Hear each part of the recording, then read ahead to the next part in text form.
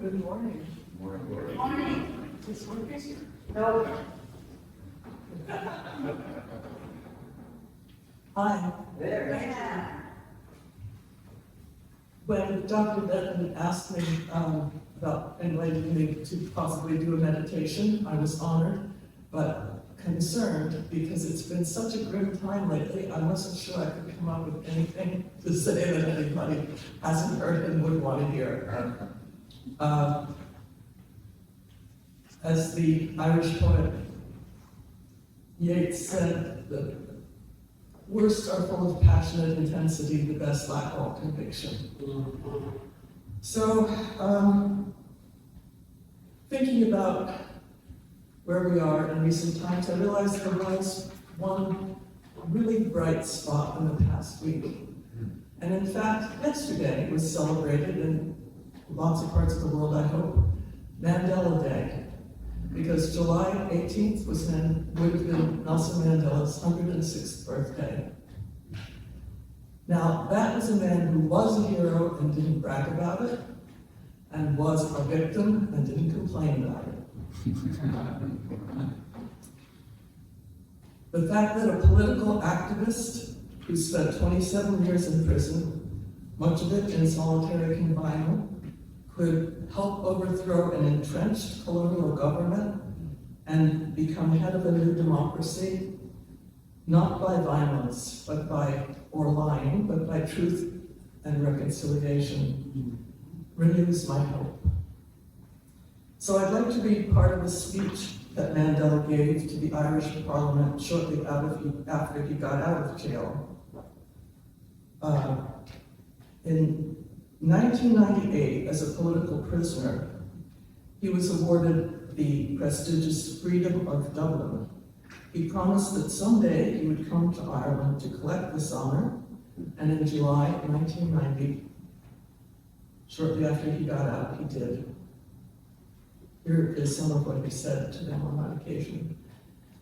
The outstanding Irish poet William Butler Yeats has written that too long a sacrifice can make a stone of a heart.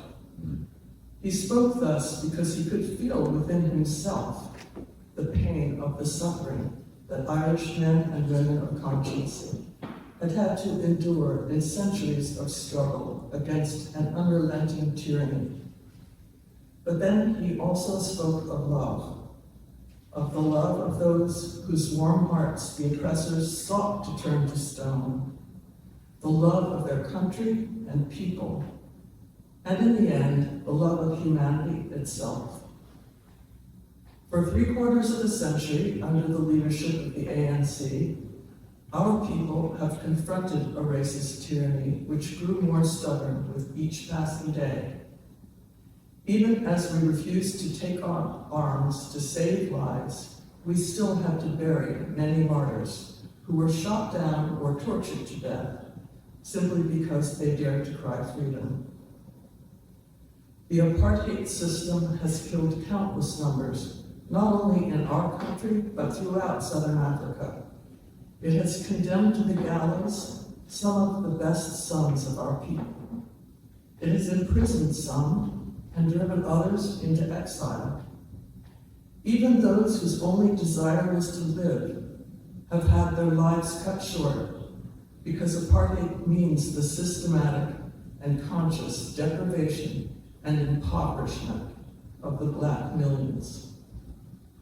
It could have been that our own hearts turned to stone. It could have been that we inscribed vengeance on our banners of battle and resolved to meet brutality with brutality. But we understood that oppression dehumanizes the oppressor as it hurts the oppressed. We understood that to emulate the barbarity of the tyrant would also transform us into savages. We knew that we would sully and degrade our cause if we allowed that it should borrow anything from the practices of the oppressor. We had to refuse that our long sacrifice should make a stone of our hearts. We are in struggle because we value life and love all humanity. The liberated South Africa we envision is one in which all our people, both black and white, will be one to the other, brother and sister. We see being born a united South African nation of equal compatriots, enriched by the diversity of the color and culture of the citizens who make up the whole. Our principle here at Fellowship Church, and carried on by another birthday coming up, Dr. Dorsey Blake, who walks in his footsteps along with many others and leads others in his footsteps. Amen.